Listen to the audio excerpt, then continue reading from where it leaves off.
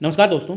आजकल हम सब लोग जो है सोशल मीडिया पर एक्टिव हैं और आप लोग में से बहुत सारे लोगों के साथ ऐसा हुआ होगा कि ऐसे कंटेंट जो कि सेक्सुअली सजेस्टिव हैं और सॉफ्ट पोर्नोग्राफिक कंटेंट के कैटेगरी में आते हैं, आपके थ्रू ऐड के, जैसे यूट्यूब आप देख रहे हैं उसके थ्रू ऐड में या और किसी प्लेटफॉर्म के थ्रू आपके पास उनका कंटेंट जो है आपके पास पहुंचता था। तो बेसिकली इसी को लेके गवर्नमेंट ने एक क्रैक डाउन किया है इन ओटीटी प्लेटफॉर्म्स के ऊपर।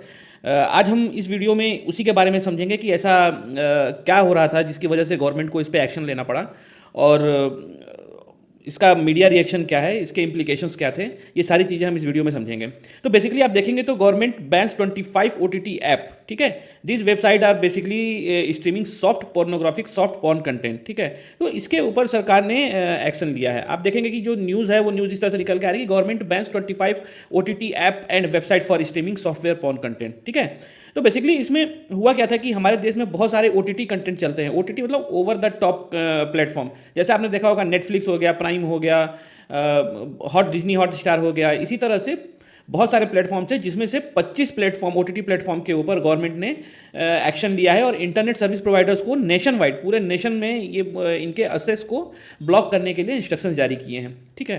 तो बेसिकली होता क्या था, गवर्नमेंट ने इसके पर एक्शन क्यों लिया? तो ये जो ओटीटी प्लेटफॉर्म थे ये बेसिकली जो है जो content, erotic content web series के फॉर्म में ब्रॉडकास्ट करते थे और जो रेगुलेटरी ओवरसाइट है, कंटेंट सर्टिफिकेशन है, उसको बाईपास करके इन कंटेंट्स को दर्शकों के सामने परोसा जाता था। बेसिकली इनको जो है आप सॉफ्ट पॉर्न की कैटेगरी में भी डाल सकते हैं। बहुत ही एक्सप्लिसिटली सजेस्टिव कंटेंट और इतने गंदे कंटेंट आपने देखे होंगे तो आपको देख के भी शर्म आ जाए कि इस तरह के भी विचारधारा के चीज़ें जो है लोग सोच सकते हैं या बनाई जा सकती हैं। इस तरह के कंटेंट जो है स्टोरी टेलिंग के फॉर्म में जो है ओटीटी प्लेटफॉर्म के ऊपर परोसी जा रही थी, ठीक है।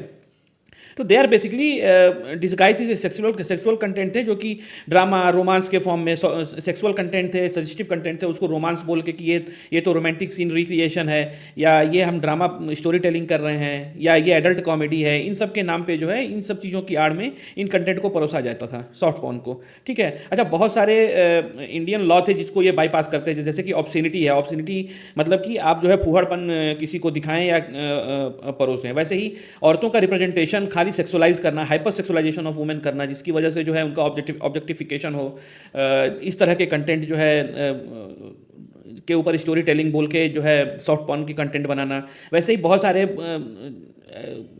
माइनर्स हैं जो कि इससे एक्सपोज हो रहे थे, ठीक है। तो ये सारी चीज़ों की वजह से जो है गवर्नमेंट को इसके ऊपर लेना पड़ा था। अच्छा, बेसिकली होता क्या था कि ये सारे प्लेटफॉर्म जो है एज वेरिफिकेशन कोई फॉलो नहीं करते थे। तो मान लीजिए आपके बच्चे के हाथ में मोबाइल है या लैपटॉप है, तो ये कंटेंट जो है उनके सामने भी, आपने भी देखा होगा कि इट डजेंट मैटर आप किस एज ग्रुप के ऊपर मोबाइल लेकर बैठे हुए हैं, ये कंटेंट ऑटोमेटिकली उस आपके फीड के अंदर आना चालू हो जाते थे, ठीक है। तो इन सब चीज़ों की वजह से जो है गवर्नमेंट ने ये एक्शन लिया है, ठीक है। अच्छा, ये बेसिकली ओटीटी प्लेटफॉर्म क्या थी, ये रेगुलेटरी स्ट्रक्चर शुरू में कुछ था नहीं, खासकर ओटीटी के लिए, तो इसके बाहर परफॉर्म करते थे, इसके लिए ये सब ये काम कर पाए थे। तो उनको इन रेगुलेटरी स्ट्रक्चर्स के अंदर लाने के लिए गवर्नमेंट ने क्रैकडाउन किया है। आप देखेंगे तो टोटल जो प्लेटफॉर्म्स हैं, टोटल 25 प्लेटफॉर्म्स हैं, 24 से 25 प्लेटफॉर्म जिन पर गवर्नमेंट ने एक्शन लिया है, जैसे कि आल्ट ALTT, जैसे फॉर्मली जो है आल्ट बालाजी, मतलब भगवान का नाम भी इसमें यूज़ कर रखा है, ठीक है। आल्ट बालाजी, उल्लू, बिग शॉट, देसी फ्लिक्स, बूमैक्स, ऐसे करके बहुत सारे ऐसे थे, आप नाम यहाँ पे पढ़ सकते हैं, जो कि सॉफ्ट पॉर्न कंटेंट जो है परोसते थे अपने प्लेटफॉर्म के ऊपर। इनको बैन किया गया है। तो ये टोटल 24 से 25 कंटेंट है जिनको बैन किया गया है, right. Here is the full list, आप यहाँ पे देख सकते हैं। अच्छा, बेसिकली इसके ऊपर लीगल प्रोसीडिंग किस सेक्शंस के अंदर क्या बनता था?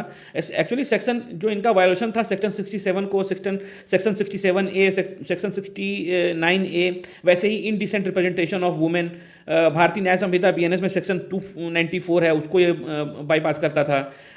इसमें बेसिकली क्या है, जैसे सेक्शन 67 है, ये बेसिकली पनिश करता है किस चीज़ के लिए, अगर आप कोई भी ऑब्सीन मटेरियल इलेक्ट्रॉनिकली जो है परोसते हैं या प्रेजेंट करते हैं पब्लिक को। वैसे ही सेक्शन 67A स्पेसिफिकली ये बोलता है कि आपको 5 से 10 साल की सज़ा हो सकती है अगर आप सेक्सुअली एक्सप्लिसिट पॉर्न कंटेंट जो है पब्लिक प्लेटफॉर्म के ऊपर प्रेजेंट करेंगे। तो सेक्शन 69A क्या करता है, बेसिकली ये अलाउ करता है ब्लॉकिंग ऑफ वेबसाइट, जिसके अंडर में ये वेबसाइट्स ब्लॉक किए गए हैं। ये जो 24-25 वेबसाइट हैं बेसिकली सेक्शन 69A को यूज़ करके ब्लॉक किए गए हैं, ये जो कि पब्लिक डिसेंसी, मोरालिटी और नेशनल सिक्योरिटी को हार्म करते थे। वैसे ही ये जो हमारा रूल है indecent representation of women prohibition act 1986, इसमें बेसिकली ये बैन करता है वुमेन को ऑब्जेक्टिफाई करना। अब आप देखेंगे कि किसी भी रिश्ते को आप, मैं रिश्तों का नाम नहीं लूँगा, बट किसी भी रिश्ते को इन प्लेटफॉर्म के ऊपर नहीं छोड़ा गया, ठीक है। हर चीज़ को ऑब्जेक्टिफिकेशन करना और उसके अगेंस्ट में जो है सेक्सुअल कंटेंट बना के प्रेजेंट करना, ये प्लेटफॉर्म्स करते थे। उसी तरह से सेक्शन 294 भारतीय न्याय संहिता जो है पिनलाइज करता है पब्लिक और डिजिटल स्पेस को इस तरह के कंटेंट्स को प्रेजेंट करने के लिए, ठीक है।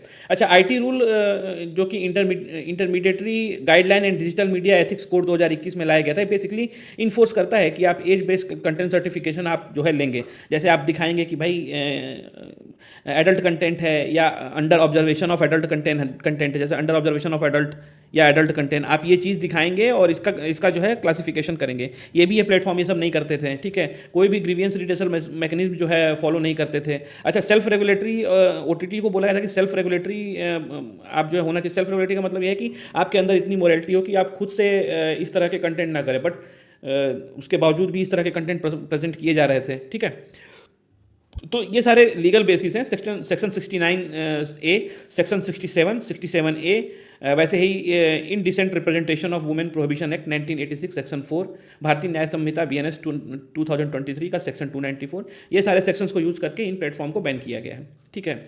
अच्छा, ऐसा नहीं है कि गवर्नमेंट ने ये पहली बार किया है। मार्च 2024 में भी 18 प्लेटफॉर्म को बैन किया गया था। उसमें बहुत सारे फेमस, जैसे कि ड्रीम फिल्म्स हो गया, मूवी हो गया, बेशरम हो गया, मोजी फ्लिक्स हो गया, ये सारे जो है 69A को, जैसे 69A बोले तो आपका अलाउ करता है ब्लॉकिंग ऑफ वेबसाइट और apps in interest of public decency, morality and national security, ठीक है। तो इसको यूज़ करके इन ऐप्स को 2024 में भी बैन किया गया था, ठीक ना। अच्छा, प्रेसिडेंट क्या हुआ कि क्या था, ये बिल्डअप जो है काफ़ी समय से बन रहा था। जैसे आप देखेंगे कि 2019-2020 में फर्स्ट वार्निंग जो है रिलीज़ की गई थी OTT प्लेटफॉर्म को, जैसे कि आर्ट बालाजी हो गया, उल्लू हो गया, या कुकू हो गया, फ्लिज मूवीज़ हो गया। इनको बेसिकली जो है ये पॉपुलर होने लगे थे low budget Tier 2 Tier 3 cities में, मतलब गाँव में और छोटे कस्बों के अंदर ये प्लेटफॉर्म जो है काफ़ी फेमस हो रहे थे, ठीक है। वहाँ पे इनको वार्निंग दी गई कि इनको कंप्लेंट आया गवर्नमेंट को, मल्टीपल कंप्लेंट फ्रॉम पेरेंट्स और NGO, क्योंकि सबको पता चल ही रहा था, सामने दिख ही रहा था कि किस तरह के कंटेंट दिख रहे हैं।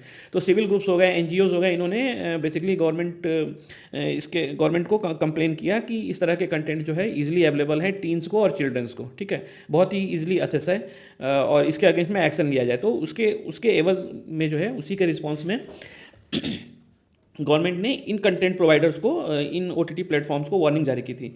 लेकिन बेसिकली क्या हुआ कि उस समय कोई self declared maturity rating verification तो था नहीं, ठीक है। मतलब कि कोई रेगुलेशन तो था नहीं, तो इनको सेल्फ डिक्लेयर्ड था कि आप जो है किस तरह से ऑपरेट करेंगे और वेरिफिकेशन करेंगे, लेकिन इन्होंने इसको बाईपास कर दिया OTT प्लेटफॉर्म्स ने। सुप्रीम कोर्ट ने 2020 में बोला फिर कि क्या है भाई, why there is no law regulating digital streaming. तो सुप्रीम कोर्ट ने संज्ञान लिया इसके अगेंस्ट में, और उन्होंने गवर्नमेंट से पूछा कि भाई आप कोई रेगुलेटरी प्लेटफॉर्म क्यों नहीं है, ठीक है। तो 2019-2020 की बात है। 2021 में फिर गवर्नमेंट ने क्या किया, गवर्नमेंट ने इंट्रोड्यूस किया IT रूल 2000। इसमें रूल का नाम है the information technology intermediary guidelines and digital media ethics code rule 2021, ये फोर्स में आया। तो जैसे मैंने पहले बताया कि इसमें आपको कंटेंट का क्लासिफिकेशन करना पड़ेगा, पेरेंटल लॉक उसके ऊपर लगेगा, बट ये सारी चीज़ें जो है ना, ये जैसे आपको ये सब ऊपर हैं, ठीक है। आप एक चीज़ बताइए, आपके कंटेंट, आपके हाथ में जो है बटन है, ठीक है, उसके ऊपर आया कि ये एडल्ट कंटेंट है, आप इसको क्लैरिफाई करिए कि आप 18+ हैं, बच्चे ने बटन दबा दिया, ठीक है। उससे तो कुछ रिजल्ट निकलना नहीं है, बट फिर भी गवर्नमेंट ने कुछ काम किया इसके अगेंस्ट में, और 2021 में जो है ये सारे रूल्स लेकर आए, intermediary guidelines and digital media ethics code rule के अंदर, कि कंटेंट का क्लासिफिकेशन होगा, पेरेंटल लॉक लगा सकते हैं, ग्रीवियंस और रिड्रेसल टाइम से ये ग्रीवियंस का रिड्रेसल होगा, अगर किसी ने कंप्लेन किया है तो उसको रिड्रेस किया जाएगा, और 3TM रिड्रेसल सिस्टम बनाया गया। जैसे प्लेटफॉर्म को खुद से सोचना पड़ेगा कि वो कैसा कंटेंट बनाए, ठीक है। उसके बाद सेल्फ रेगुलेटरी बॉडी है जिसके अंदर प्लेटफॉर्म पहले तो सोचे, फिर उसके बाद जो कंटेंट दे रहा है वो सेल्फ रेगुलेट करे उसको, और वो नहीं होगा तो फिर IB मिनिस्ट्री उसके अगेंस्ट में एक्शन लेगा, ठीक है। बट OTT से ये एक्सपेक्टेशन था कि वो सेल्फ रेगुलेट करेंगे, उन्होंने ऐसा कुछ किया नहीं। उन्होंने सारी चीज़ों को इग्नोर करते हुए और बाईपास करते हुए इन कंटेंट्स को जारी रखा बनाना, ठीक है। They have continued releasing content with semi nude scenes and suggestive thumbnails आप देख के पता लग जाएगा कि ये क्या बताना चाहते हैं। मैं ज़्यादा नहीं बोलूँगा, बट आप अगर देखेंगे थंबनेल तो पता चल जाएगा कि व्हाट दे वांट टू से, ठीक है ना। और एज वेरिफिकेशन भी ये लोग जो है नहीं करते थे, तो प्रॉब्लम सबसे बड़ी यहाँ पर थी। ठीक है। फिर क्या हुआ 2024 में फर्स्ट इन्फोर्समेंट आया, फर्स्ट वेव ऑफ इन्फोर्समेंट आया, जिसमें कि मैंने आपको पहले बताया कि 18 OTT प्लेटफॉर्म बैन किए गए, ठीक ना। ये उनके नाम हैं, मैंने पहले भी इनके नाम लिए हैं, under section 69A of IT act 2000, ठीक ना। जस्टिफिकेशन क्या था कि प्लेटफॉर्म जो है आर्टिस्टिक फ्रीडम के नाम पे इन्होंने लाइन क्रॉस की है, मतलब कि आर्टिस्टिक फ्रीडम बोल के इन्होंने सेक्सुअली एक्सप्लिसिट कंटेंट बनाया हुआ है, सॉफ्ट पॉर्न बनाया हुआ है और उसको प्रेजेंट कर रहे हैं, ठीक है। और they are directly promoting obscenity of objectification, इन चीज़ों को बोल के इन प्लेटफॉर्म्स को बैन कर दिया गया। बट इसका रिजल्ट क्या हुआ, इसके बावजूद इन प्लेटफॉर्म्स और ज़्यादा प्लेटफॉर्म जो है मशरूम हो गए, लोगों के पास और इजीली कंटेंट पहुंचने लगा, ठीक है। तो इसका कुछ रिजल्ट निकला नहीं, ठीक है। 2025 में और पब्लिक और जुडिशियल प्रेशर के अंदर जब प्रेशर बनना चालू हुआ तो क्या हुआ कि कई मल्टीपल पिटिशंस फाइल हुए दिल्ली, बॉम्बे, मद्रास हाई कोर्ट में कि इनके ऊपर रेगुलेशन लाया जाए, ठीक ना। National commission for protection of child right और नेशनल कमीशन फॉर वुमेन, इन्होंने भी जो है कंप्लेन किया कि वुमेन्स का डिजिटल मीडिया पे हाइपर सेक्सुअलाइजेशन किया जा रहा है और बच्चों को यूट्यूब एड, देखिए एड्स के थ्रू, जैसे मैंने बोला ना आपको कि यूट्यूब के ऐड जो आप स्क्रॉल करेंगे तो उसमें ये कंटेंट्स दिखते थे, ठीक है। तो वहाँ पे बच्चों को ईजी एक्सेस है इन सॉफ्ट पॉज के थ्रू, माइनर्स, चाहे वो माइनर हो चाहे अभी अभी एडोलेसेंस में जा रहे हैं, they are easily, these contents are easily accessible to them, ठीक ना। तो इससे क्या था, मीडिया ने भी कुछ एक्सपोजर किया कि चिल्ड्रन जो है एडल्ट सीन्स को मिमिक कर रहे हैं, जो एडल्ट्स करते हैं उस तरह को मिमिक करके उस सीन्स को चिल्ड्रन जो है रील्स बनाते हैं। वैसे ही स्कूल के अंदर सेक्सुअल हरासमेंट बच्चों का बढ़ गया है, ठीक ना। और इरोटिक ड्रामा जो हैं उनको जो है सोशल मीडिया के ऊपर उनका रेवेन्यू मॉडल, क्योंकि इस तरह के कंटेंट्स क्या हैं लोग ज़्यादा देखते हैं, ठीक है, तो उनको रेवेन्यू भी आती है, तो उनको कोई फ़र्क नहीं पड़ता कि आपके ऊपर इसका क्या असर पड़ेगा, they keep promoting this, okay. तो जैसे उल्लू हो गया या अदर प्लेटफॉर्म्स हो गए, इन्होंने जो है स्टूडेंट और टीचर फैंटेसी कंटेंट जो है देते रहे, जैसे कि अब आप ये देख लीजिए कि कोई भी लैंग्वेज नहीं छोड़ा उन्होंने, हिंदी, भोजपुरी, रीजनल फॉर्मेट, मतलब जहाँ मैक्सिमम पोटेंशियल कस्टमर को इन्होंने टारगेट किया और ये अपना कंटेंट जारी रखा, ठीक है। तो 2023-2025 में लेट में फिर जो है गवर्नमेंट ने एक broadcasting service regulation bill 2023 launch किया, जिसका मेन एम था कि वो टीवी, रेडियो और ओटीटी को एक फ्रेमवर्क के अंडर में लेकर आएंगे और उसमें कंटेंट सर्टिफिकेशन मैंडेटरी करेंगे और ओटीटी को भी लाइसेंस लेना पड़ेगा कोई भी प्लेटफॉर्म रेस करने से पहले, बनाने से पहले, ठीक है। और पब्लिक से भी सजेशन मांगा कि पब्लिक क्या बोलती है इसके बारे में, और ये एक्सपेक्टेड है कि 2025 में बेसिकली पास हो जाएगा, कंप्लीट तो पास हो भी गया है। अच्छा, अगर आप डेटा वाइज देखेंगे इन पोर्नोग्राफिक कंटेंट का हिसाब किताब, तो इंडिया में अगर आप देखेंगे तो पहला एक्सपोजर जो बच्चों का होता है इस पोर्नोग्राफिक कंटेंट का, 13 साल के बच्चे एक्सपोज हो जाते हैं पहली बार। ऑन एवरेज अगर आप देखेंगे तो 13 साल का बच्चा जो है इस तरह के कंटेंट, 13 साल का बच्चा क्या मैच्योरिटी होगी उसके अंदर में, कुछ भी नहीं होगी, वो तो बिल्कुल बच्चा है, उसको दुनिया की समझ नहीं है, ठीक है। वो अभी माँ बाप के शरण में है, माँ बाप जैसा बताते हैं उस तरह से करता है। अगर ऐसा बच्चा इन सब कंटेंट के से एक्सपोजर हो रहा है तो सोचिए कि उसकी मेंटल स्थिति क्या होगी, किस तरह से इन चीज़ों को एब्जॉर्ब कर पाएगा, ठीक है। वैसे ही उदया सर्वे हुआ 2015-16 में, बेसिकली बिहार और उत्तर प्रदेश में, उसने ये बताया कि 47% जो नए एडोलेसेंट लड़के हैं या 6% गर्ल हैं 15 से 19 साल के, ठीक ना, इनका पोर्नोग्राफी से एक्सपोजर जो है बढ़ रहा है, ठीक ना। और जिनके पास मोबाइल, जिन बच्चों के पास मोबाइल एक्सेस है उसमें तो ये 1.7 से बॉयज़ में और 2.3 गुना जो है गर्ल्स के अंदर एक्सपोजर बढ़ रहा था, मतलब लड़कियों के अंदर और ज़्यादा, ठीक ना। ब्रॉडर सर्वे ये भी बताता है कि क्या कहते हैं 12 से 17 साल के एज के बीच में 50% लड़के और 30% लड़कियां एक्सपोज हो जाती हैं इन पोर्नोग्राफिक कंटेंट्स में, और जिसमें 30% टीन तो ऐसे हैं जो कि इस तरह के कंटेंट रेगुलरली वॉच करना, देखना शुरू भी कर देते हैं, ठीक है। अच्छा, इसका इम्प्लीकेशन भी बहुत ख़राब है। अगर आप बिहेवियरल इम्प्लीकेशन देखेंगे तो जो बच्चा क्लोज सोसाइटी, क्योंकि हमारी सोसाइटी जो है कंजर्वेटिव सोसाइटी है, हमारा सोशल कॉन्टेक्ट जो है बहुत ही कंजर्वेटिव है, तो ऐसा बच्चा जब इस तरह के कंटेंट देखता है तो वो उसको डिफरेंट तरीके से प्रोसेस करता है, उसके अंदर क्या है, डिप्रेशन, एंग्जाइटी, गिल्ट और सेल्फ स्टीम के इशू आने चालू हो जाते हैं, ठीक ना। अच्छा, इस तरह के कंटेंट से अगर वो एक्सपोज होगा तो आपके डोपामाइन जो है अल्टर होते हैं इससे, ठीक है, और आप जो है इससे एडिक्टिव होने के चांसेस भी बढ़ जाते हैं बहुत ज़्यादा पोर्नोग्राफिक कंटेंट से। तो आपने न्यूज़ में सुना होगा कि ये बच्चा जो है पोर्नोग्राफिक कंटेंट से एडिक्टिव हो गया, या ये एडल्ट जो है पोर्नोग्राफिक कंटेंट से एडिक्टिव था और इसने ये कांड कर दिया, ठीक है। तो ये सब चीज़ें जो हैं बहुत ज़्यादा बिहेवियरल एडिक्शन जो है बहुत ज़्यादा बढ़ाती हैं। अच्छा, आपका डोपामाइन किस तरह से काम करता है कि सपोज आपको आज किसी चीज़ से अराउजल हो रहा है, अगर आप उसको रेगुलर देखेंगे तो फिर आपको जो है वो आने वाले टाइम में वो उससे आपको सेटिस्फेक्शन नहीं होगा, आप और मांगेंगे और सोचेंगे कि हमें स्टिमुलस और बड़ा मिले। तो इससे क्या है कि आपका जो प्लेजर है वो डिमिनिश होने लगता है, नॉर्मल स्टिमुलस से आप जो है एक्टिव नहीं होंगे। अच्छा, सेक्सुअल बिहेवियर जो है वो भी चेंज हो जाता है। जैसे जेंडर स्टीरियोटाइप है, आप जो है ऑब्जेक्टिफिकेशन करने लगते हैं वुमेन का। आप देखेंगे किसी भी लड़की को तो आप उसका ऑब्जेक्टिफिकेशन करेंगे, आप गलत बातें सोचेंगे, गलत एक्टिविटी जो है आपके दिमाग में घर करना चालू करेंगे, ठीक ना। अच्छा, आपका नॉर्मल जो बिहेवियर है, जो सेक्सुअल बिहेवियर है वो भी अग्रेसिव हो जाता है। आप नॉर्मल मतलब सेक्सुअल वायलेंस के चांसेस बहुत ज़्यादा बढ़ जाते हैं अगर आप पोर्नोग्राफिक कंटेंट के एडिक्शन में पड़ गए हैं तो, ठीक ना। अगर बच्चे जो एक्सपोज होते हैं इन कंटेंट से, उनका एक्सपेक्टेशन भी बहुत ज़्यादा बढ़ जाता है सेक्सुअल एक्टिविटीज़ को लेके। जैसे इंटीमेसी हो गया या कंसेंट हो गया, मतलब कई सारे एक्टिविटीज़ तो ऐसी हैं कि उसमें ये कहते हैं कि कंसेंट लेने की हम कंसेंट क्यों लें।